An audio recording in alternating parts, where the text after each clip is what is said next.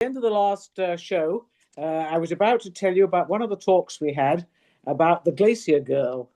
The Glacier Girl was one of five planes, Lockheed 38 Lightnings, a fighter, World War II fighter, which together with two B-57s crashed, landed on the Greenland ice cap in 1942. Anyway, fast forward 50 years to about 1992, and some very wealthy people decided that they would like to retrieve one of these planes. Well, firstly, it took them quite a while to even find the plane because it was now under 268 feet of ice. Not only that, it had moved.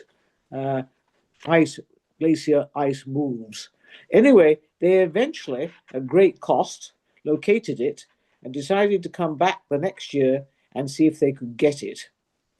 Anyway, they had to bring an enormous amount of equipment with them to generate hot water, electricity, you name it. And they brought what was called a super gopher, which was like a large spring top. In other words, a cone-shaped tool that was actually a thermal meltdown generator. In other words, it circulated very hot water, which melted as it went down. It wasn't that wide, but it was wide enough that they could work their way right down till they got down to the level of the plane, and then with steam hoses could get to the plane, take it apart, and take it back up their shaft. All the while, they're camped on the Greenland ice cap while they're doing this, where there's absolutely nothing there. So they had to have their accommodation, their power, you name it, they got it out. Anyway, they took it to the state, back to the States. They rebuilt it, and in October 2002, as this picture shows you, the slide, it flew again, and it is now housed in the Houston Air Museum. Wow. Talk about a retrieval 268 feet down and the cost of doing this. I mean, we're in the millions plus to do it. And would you believe they're even thinking about retrieving another one, which would be even further down and further away. But after second thoughts, I think they're giving up on that. Okay, that was the Glacier Girl. Crash landed on the Greenland ice cap. On we go. That is Glacier Girl flying again in 2002. Wow. Anyway, let's moving on now. We are showing some of the scenery along the southwest coast. This is still in the area that they referred to as Greenland, as it, as I say, still is the ice cap is still well back of this section of land. Moving on. Next. This area, they decided to go out and have a shore landing, although some of us chose instead to take a cruise in one of the Zodiacs. And that is another view of our ship. Next. Out on the water were the kayakers. They had a group of about, I guess, 12 kayakers who were given for $800 a number of kayaks. They were promised at least 4. If they got more, they were lucky. I think they actually got 5 or 6. Anyway, anytime we had one of these landings or Zodiac cruises, many times they jumped into their kayaks. Next. This is the creek area, and you can see those who chose not to cruise but to hike are up on the left side of your picture. You can see all those blue jackets. They provided us all with those blue expedition jackets, so the groups are quite obvious up on the hillside there. This wasn't a hike to any real particular destination. It was just a hike around the tundra, and it was also one of the few places that the bugs were really bothersome, weren't they, Lynn? Absolutely. Yeah. Yeah. We were a bit better off out on the water. Next. This is just a view of the gym. I might add, not many people use the gym. I think I was probably one of the most frequent users. Next. That's just another view of the gym. I like the bike that's way at the back there because it's more upright. Hang on, next. This is one of the talks that we received talking about the Arctic and showing the Arctic Circle. And you can see Greenland quite prominently in the picture there. Greenland is big, but it's not actually quite as big as some atlases show it. That's because of the Mercator projection towards the Arctic. He was explaining all this to us, and he actually put a big map of the Arctic like a carpet out on that space in front, so we could walk around and look at all the relationships. Next. We're now arriving at Nuuk.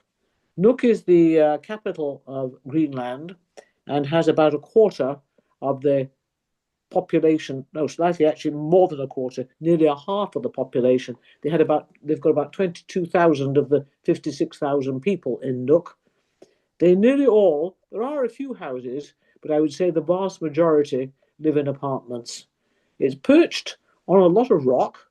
It seems, as I say, sort of a bit of an odd place to put a capital, but anyway, they've managed it here, and they have just this year opened the first international airport actually in Nuuk. In other words, an airport that's long enough to land the big jet.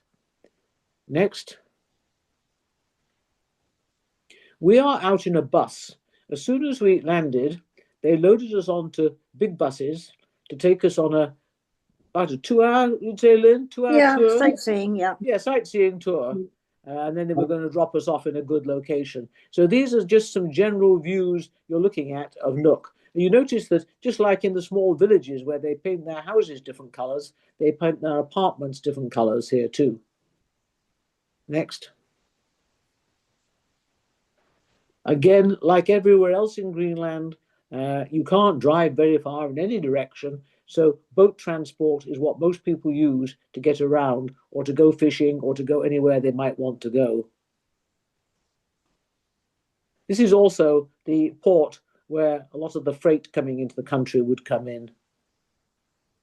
This was the only place that we could actually, with our cruise ship, dock. Yeah. We had no Zodiac landing here. Next. Again, this is just showing that patch of green in front of the apartments, which is a soccer field, which is about the only decent expanse of anything resembling that kind of a field I saw anywhere in Greenland. Next. This was a nice picture that Lynn took of the poppies that were growing in the vegetation as we were stopping at a viewpoint. Next. And there were the yellow ones. Next. And again, just showing more of the apartment blocks. Next.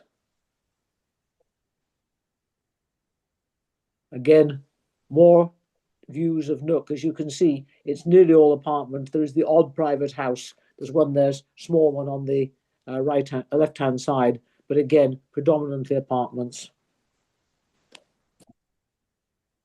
Next.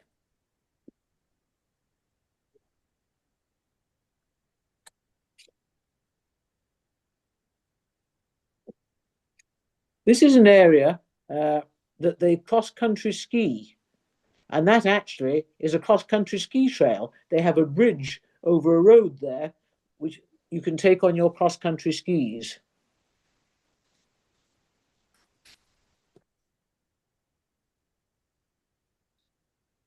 Next. This is rather cheaper apartment building. The ones we saw earlier were what I would call a little bit more upmarket than these. Next. This is a statue sitting in the ocean, basically, and it represents almost like a mother figure, I think they were saying, Lynn, Yeah, to them. I'd have to look it up, but Yeah, it's sort of like a mother in the sea for them. but there's the polar bear and the seal, and Yeah. It sort of represents their life in the sea and the mother figure in the sea. Next. They dropped us off in this area, and now we've taken to our feet. This is just a local church, and showing again the yellow. I think there's a poppies again in the foreground. Next. We walked the other way, and we're heading actually towards a museum. Next. We're still walking towards the museum. We're nearly there. Next. As we went along, we passed the kayaks that were tied up here, and you notice that they are long, thin, and shallow. When we get inside the museum, you'll see their kayaks tend to be quite small, narrow, and thin. Next. This is what's called an umiak. They traveled in the olden days by two kinds of boats. The men had the kayaks, and this is called the umiak or woman's boat. And the women would sit two abreast on it, and they would paddle this boat. And this is the boat also that they would carry most of their goods if they were going to camp, because certainly they're not going to fit in the kayaks. Whereas the men use the kayaks to go hunting. Made of skins, as you can see. Next. That's just showing a representation of one. It's a miniature representation of what an umiak might look like if it was populated by the women rowing. Next. This is showing the kind of, we're now off the Inuit and back to the Vikings. This in the museum was showing us how the Vikings would have crossed the ocean with all their goods. This would not have been, we think of the Vikings rowing the proud vessels that they used for raiding. This is cargo transport, getting from Iceland to Greenland. Next. This is showing now the kayaks that we saw that were the very traditional kayaks. They showed us an old film while we were on board, dating back to about 1933, I think it was, wasn't it, Lynn? yeah, 1933. Yes. The Wedding of Apollo. Wedding of Apollo, and it was all about rivals for this girl's hand. And he eventually carried her off in one of these little kayaks, about size about the second one in, I would think, with her tied to him behind him. It looked extremely perilous, being frank. Next.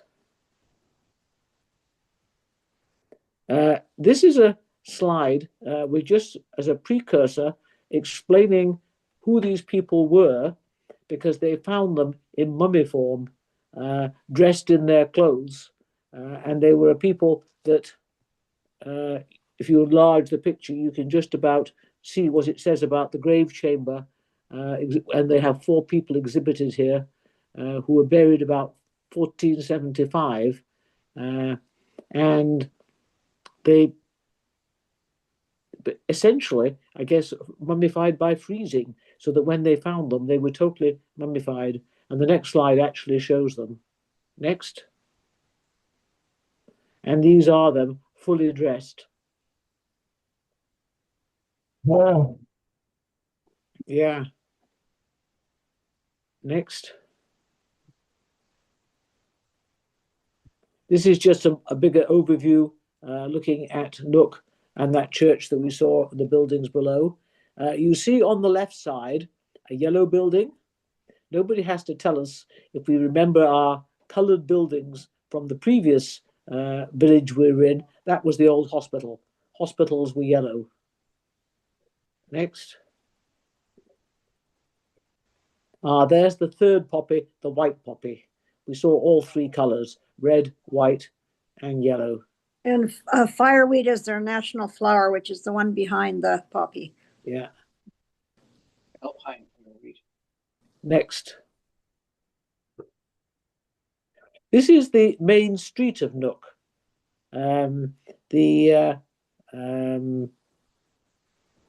It's quite a modernish looking kind of street. The old part of the town was that part down by the museum. This is almost like New Nook, higher up. You had to climb up to it. And most of these were either cafes or stores or some kind of commercial building.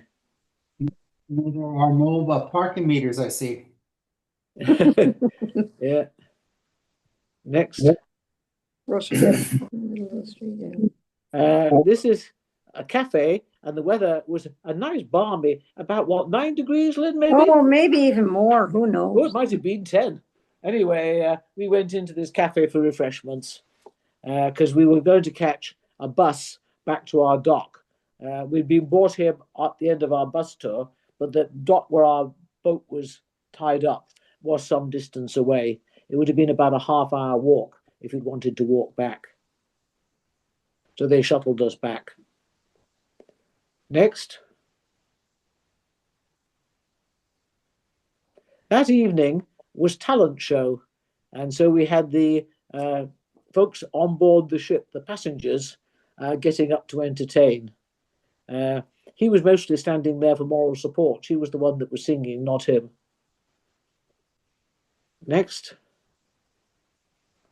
And these folks were performing. He was using that kind of box as a kind of drum. Next.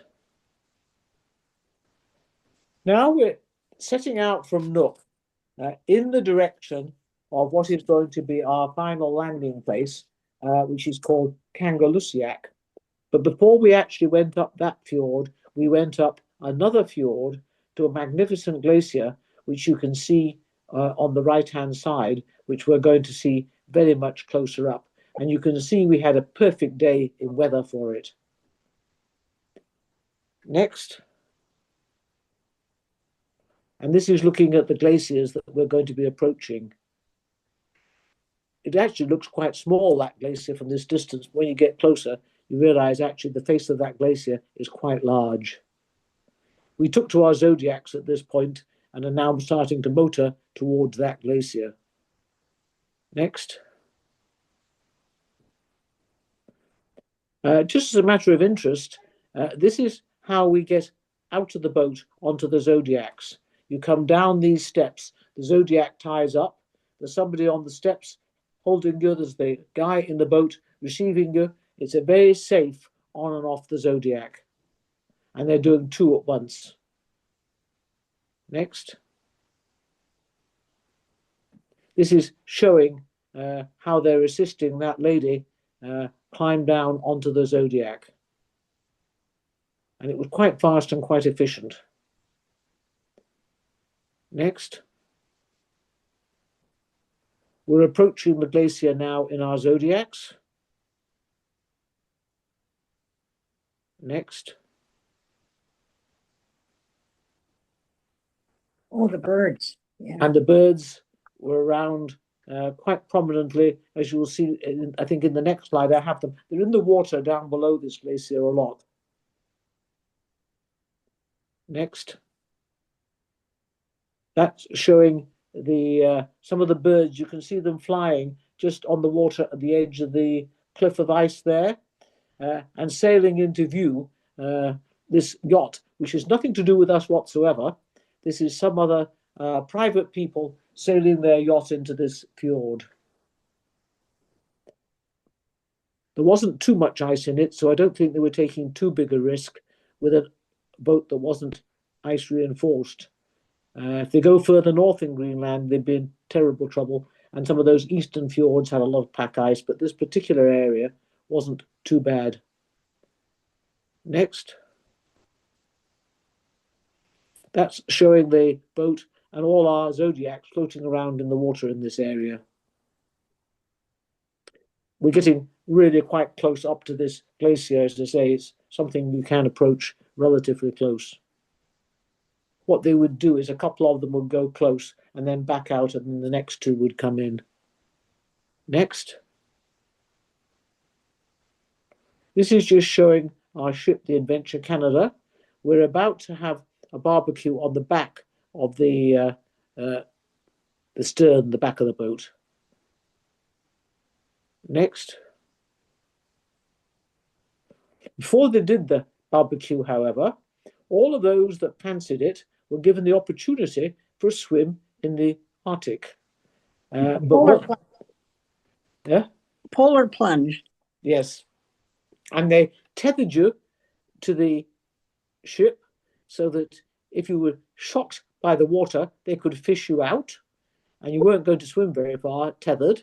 And they also had the doctor out in the Zodiac, literally right by you, so that if you did have a heart attack or a shock from the cold water, he was right there to administer first aid. Neither Lynn nor I were tempted. No. Next.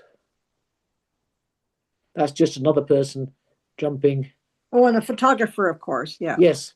Yeah. They had to record the event. Next. I don't remember what this. Stunning scenery. Don't know what this one's about. Oh, it's just slid down on my picture. That's why. This is just showing again some of the scenery around the area before going onto the deck. Next. And this is now having a barbecue on the deck. It's very fortunate. It was such a beautiful, fine, sunny day. It made it a perfect day for having an outdoor barbecue. And they were offering all kinds of meat, fish, salads, you name it. It was a very splendid barbecue. How long were your days there? Did you have any nights or? No nights. No nights. You'll see this later when we went up to the ice cap. Our tour started at 7 o'clock in the evening. Next. This is again just showing on the deck and the scenery around us, around the ship as we were sitting here. Next. Oh, this is me and my 3 table companions. Actually, Erica, who's one of the staff, and the other lady with the whistle thing around her neck was also staff. And then there was another passenger next to me. Next. And that's just looking out down the fjord as to where we were sitting on the desk. And you notice it's not that cold. People are not wearing jackets, are all thrown over the chairs. It was quite comfortable. Next. Okay. Yes, we have a summer jacket on, yeah. Yeah. No big expedition jackets on. The weather was so nice. Okay. This is sailing back out down the fjord again now. Next. Now we have arrived at the end of the expedition cruise, and we're at a place called Kangalusiak, which is up a long, deep fjord. It's some, I think it was about 70 kilometers inland from the coast, up a big fjord. And at Kangalusiak, it was famous for the fact it had a major US base during World War II with a long runway. And up until this year, this was the only place that you could land a big jet in the entire of Greenland. The US handed it back to Greenland in 1991 for $1, which I suspect Mr. Trump is not particularly happy about now. However, since then, it has been their major international port of entry. Denmark and Iceland are the only 2 countries that run anything resembling a scheduled service. A plane comes in from Copenhagen during the summer months, and they're the only tourists that can do a direct flight to Greenland and tour from there. Iceland runs a number of planes over, but they're not such big planes. They can actually land in smaller airports like Ilulissat and Nuuk, and have always been able to. So Copenhagen's been the one, and there's also periodically charters from other places. And one of the other places a charter plane was coming in from was Toronto, to take all the passengers off our expedition ship, except Lynn and myself, because we're staying on in Greenland for 4 more nights. 1 night here in Kangerlussuaq, and 3 nights up in the iceberg capital of Ilulissat, further north. So we're staying here. We're staying here, right by the airport. Before they dropped us at our hotel, they did take us a little tour around the tundra to fill in a bit of time, because the plane from Toronto wasn't quite here yet. We were waiting, however, until 7 o'clock in the evening to set out on our tour up to the Greenland ice cap. Because it's light in the evenings, the evening light, we had been told when we were booking our tour, is far the nicest light on the ice cap, because we're approaching it from the west and the sun is shining behind us. Whereas if you go in the morning, the sun is shining right in your face and you just don't get the same impressions at all. So we're here and about to set off on a tour to the Greenland ice cap now, without the expedition people who've all flown back to Toronto. Next. This is just showing some of the tundra that we're driving through first before we get anywhere near the Greenland ice cap. It was a good, hour and a half, Lynn, to get up I would there? think so. It's Yes. the longest road to nowhere in Greenland. I mean, Yes. it goes to the ice cap. Yes, it's the longest road anywhere. Yeah. And as I say, and it was built actually by a Volkswagen for testing their vehicles. They don't do that now, but that's originally why they built the road. We carry on further on up. Next. Next, Oh yeah, this is a interesting little pond where it looked like there was sort of tomatoes on the bottom, tomato juice and things on the bottom, but it's actually an algae. But it had this red stuff all over the bottom of the pond. I don't know the official name. I just call it tomato algae. Do you know any better name, Lynn? no, I wouldn't Yeah. be able to. Yeah, I Yes, think she called it exactly. tomato too. Yeah. Yes. Yeah. Next. And this is showing the dwarf fireweed, which is the, Lynn mentioned already, is the national flower. Next. Before we get up to the ice cap, which you can see vaguely in the distance, we saw a couple of glaciers that are coming down off it, and we passed sort of the tongues of them as we were heading our way up to the ice cap. And this is one of them. Next. We came to an area where we could see more of these glaciers coming off the ice cap behind us, but this was a little local park on the way with caribou antlers. We should mention that this area around Kangerlussuaq, where you've got quite an extensive area of green tundra, is the area where the muskox and caribou or reindeer in Greenland hang out. At one time, their populations were getting quite decimated by overhunting, but now they strictly control it, and they only allow a limited number. Each sort of area is allowed so many, and the same with whales. I suspect nowadays that most of the meat from muskox, reindeer, and whales are likely to end up in tourist restaurants as they are on their own tables. Whales further north may still be used by the locals, but down around this area now where there's more tourists, you're going to find the limited number that they can shoot is probably going to end up in tourist restaurants. The herd, I might add, of reindeer is recovering very nicely. Next. Cotton grass among the lakes here. Yeah, it shows a road there. Yeah. Yes. It's just a gravel job, and it did deteriorate somewhat as you got further up it. Next.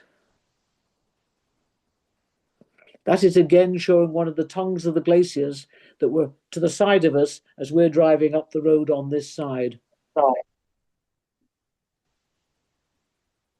Next.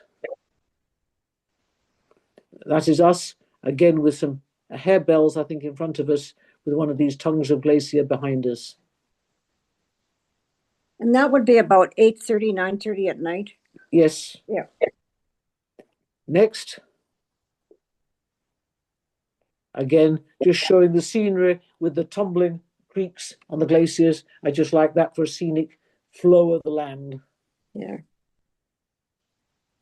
Next. Now we're starting to get views of the ice cap.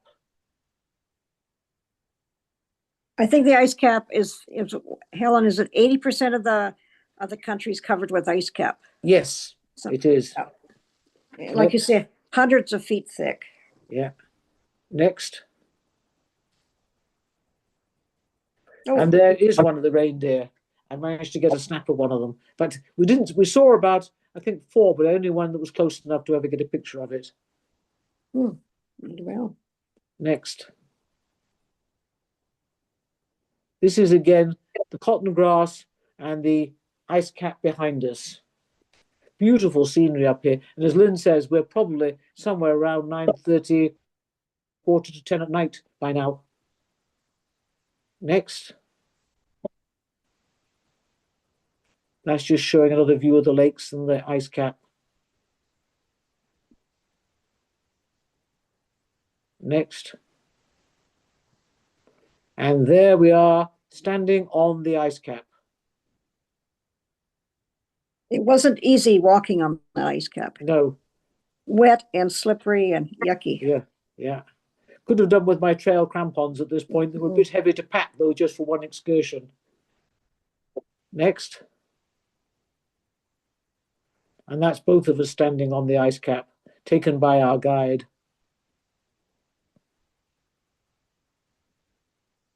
To reach the ice cap, I think it shows on the next slide. Next.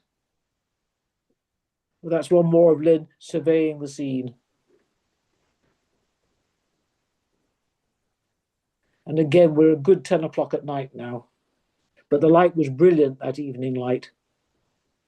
We totally understood why they recommended the evening tour, not the morning tour, didn't we, Lynn, when we got up there? Beautiful, yeah. Next. This is showing the moraine that we had to cross to get to the ice cap. From the end of the road, we had, what, 15, 20 minutes? Maybe a bit longer. Yeah, good one, yeah. Yeah, maybe at least, maybe a bit more, scrambling over this dry, dusty moraine to get to the ice cap.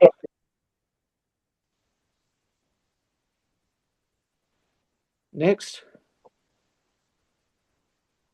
That was just showing some of the flowers near the end of the road.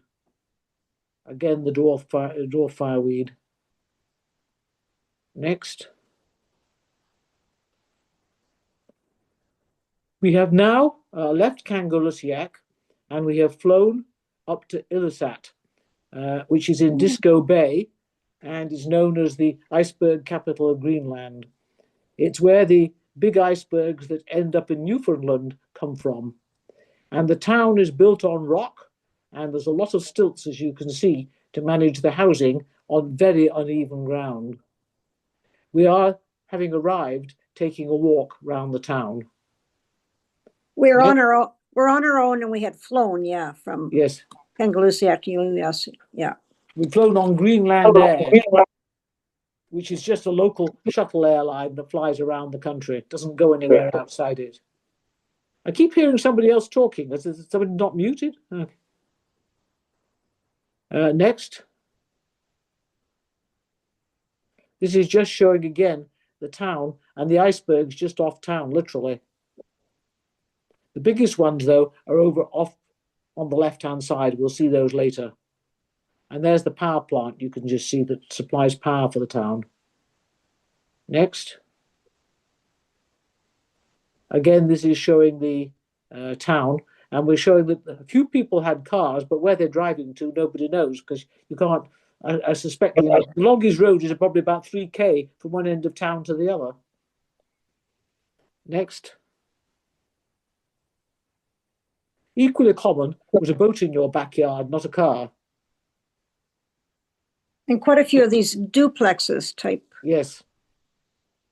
Yeah. Next. Again, just showing walking among the rocks and the houses, all of them perched in one way or another. Next. Again, just showing how the trails would lead down and around the houses as they're perched here, there, and everywhere. Next. This is the one of two supermarkets. They're actually across the street from each other. This town has about 500 permanent residents. Next. And they're still very well supplied with fruits and vegetables. Ilulissat is becoming gradually one of the tourist hotspots. Anybody who's coming from Copenhagen on a land-based tour for sure will want to get themselves up here. Next. Yeah, I think it's got about 3,000 people, Helen. Yeah. Oh, a bit more. I was a bit skinny on it. Yes, it's probably not 500, 3,000. You're right. Yep, 3,000. Yeah. Yeah. This was taken by Lynn, who was enjoying her laugh, I suspect, as I was being helped to struggle into a wetsuit to go kayaking. And it was quite a production. I was wearing my long johns and we had to climb into this sealed wetsuit to go. We had a few mishaps because the first one didn't fit properly and then we're trying another one. It was quite a challenge. This is my kayak guide. I booked a kayak tour way back from Canada and then found, to my pleasant surprise in a way, that I was the only kayaker. So she was taking me out, as I say. It didn't affect the fact that it was a tour. So off we went. Next. There are the kayaks perched on the rock. If you have intrepid kayakers, they will launch off the rocks. I wasn't that intrepid, so they carried the kayaks. I think Lynn took a picture of them carrying kayaks over to where we were on the dock. Next. Yes, here we are. Lynn took this, you were above us. We were heading over to that dock, and two of the staff were going to hold the kayak stable while I climbed into it. I wasn't keen on launching off the rocks. Next. And there is the guide in a kayak. And I think the next one probably is me in the kayak. Next. Yeah, there's me in the kayak. Next. And here we are heading towards the bigger icebergs. The big icebergs come down a long fjord. It's called Ice Fjord, and it's about 70K long from where they carve off the glacier. And they are massive icebergs that come down this fjord. They get into the sea.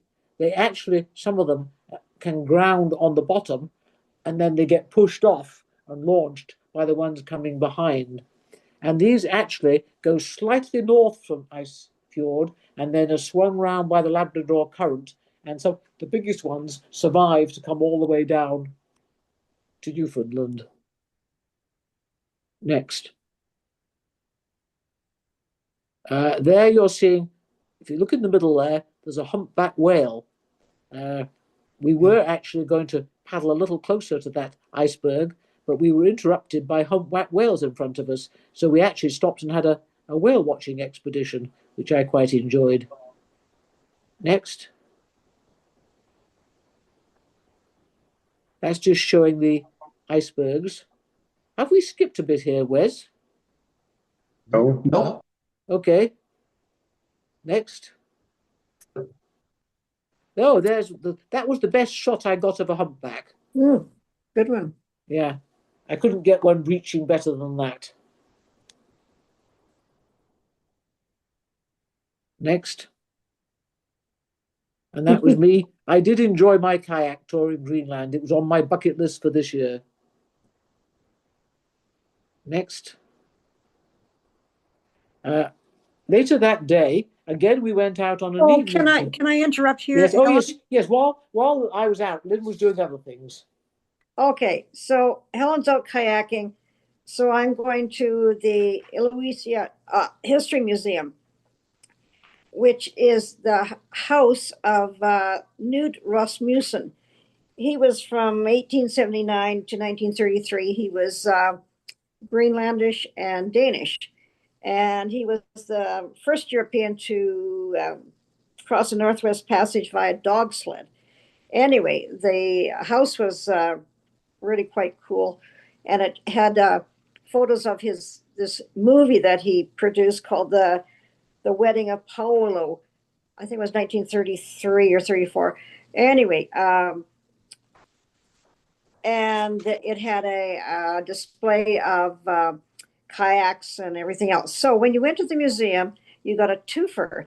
So the other one was the art museum in town. And it was typical first floor with some installations, things hanging and things sitting in the middle of and then the next floor was lovely paintings on the wall. Interesting. So you went to either of these museums, you had to take off your shoes and put on sealskin boots. Now, sealskin was everywhere for souvenirs. You could buy purses, you could buy wallets, you could buy slippers, you could buy gloves, all made of sealskin. Anyway, that's my my museum outing, and it was really cool. That's it. Yeah. This is the next excursion Lynn and I went on in the evening.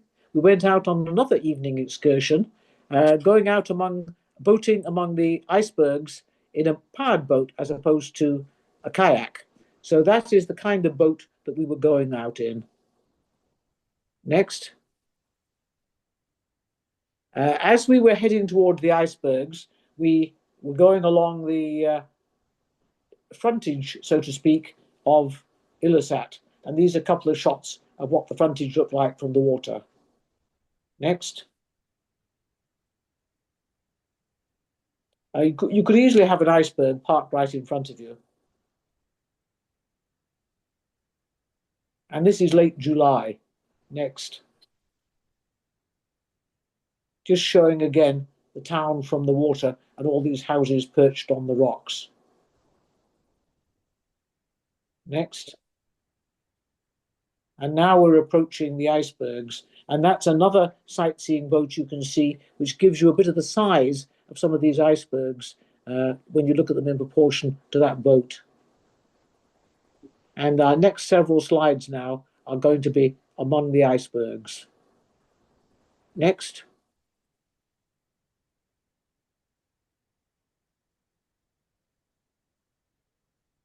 Next. There's a boat identical to ours. As I say, there were several out. There was also someone out shooting one of the humpbacks as well. We could hear the shot. It was obviously their limited capture of a whale. Next. Again, just showing the size of them and the seabirds gathered on the left-hand side on the water. Obviously some fish under there. Next. That again shows the birds more plainly. Next. Again, just showing the ice and the twin little towers on top of those icebergs. Next. That was just a panorama across some of the icebergs. Very nice, Helen. Next. Oh, that's just me on the boat. We can skip past that one, move on. Next, there we are. That's just showing the reflection in the water. Next. This is showing two kinds of ice. There are actually several kinds of ice. We tend to think of ice is ice is ice. It isn't, however.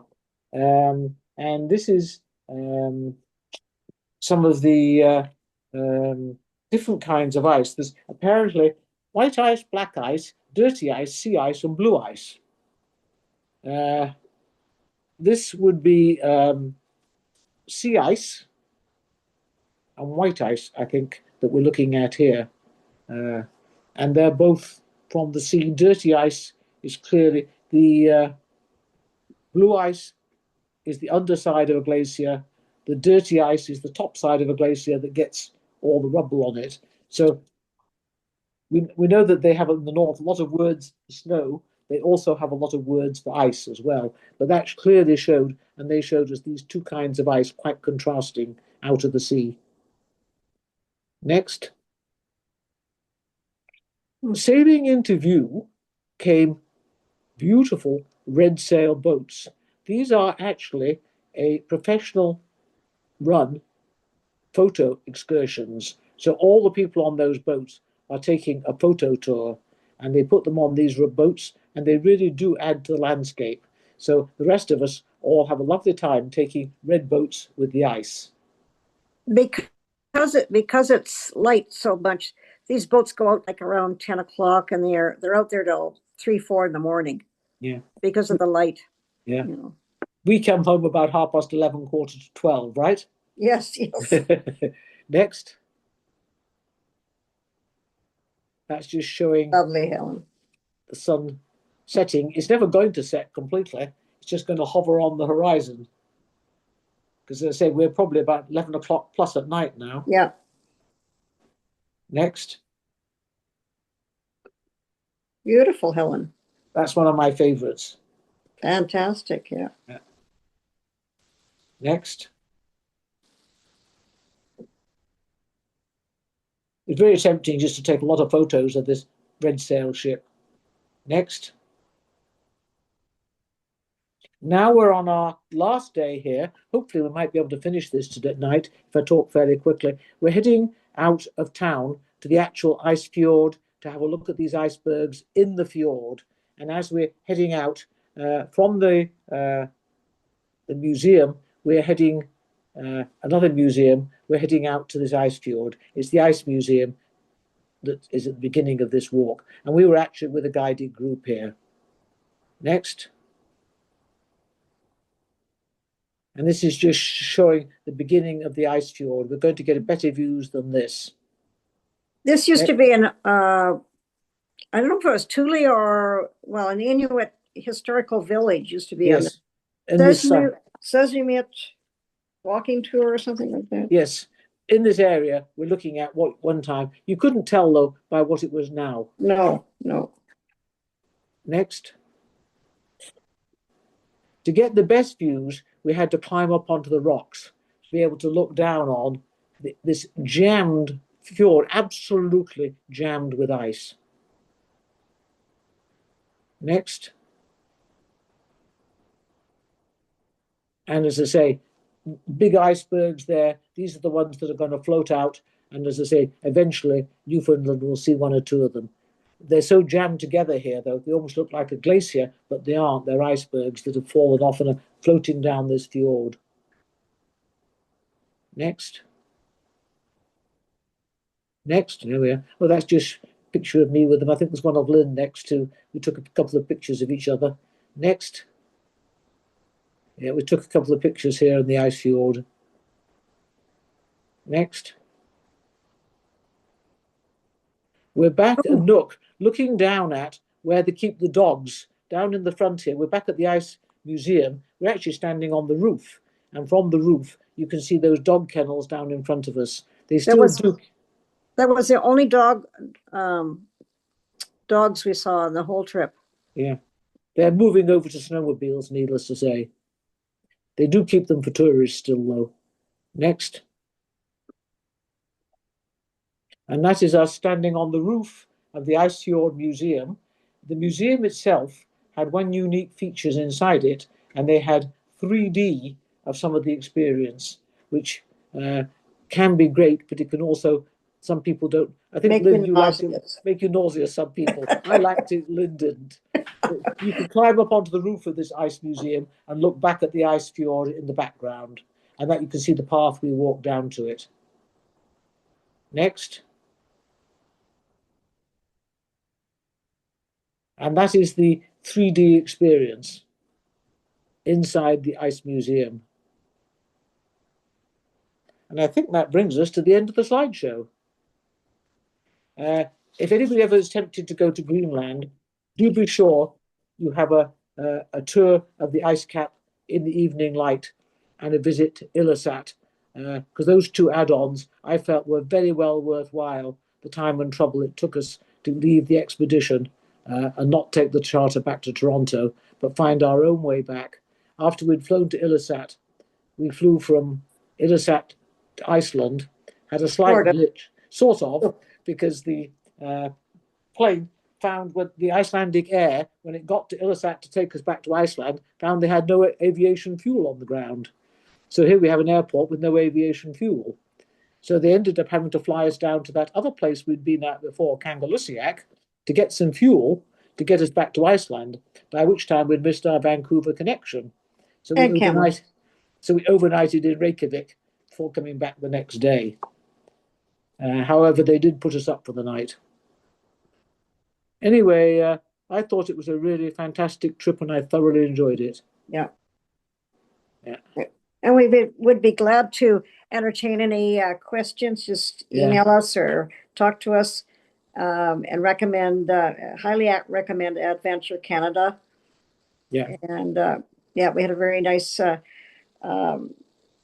travel agent called Sarah of Marlin Travel in town that helped us a lot. And thank you, Helen, and thank you, Wes, for your invaluable technical help.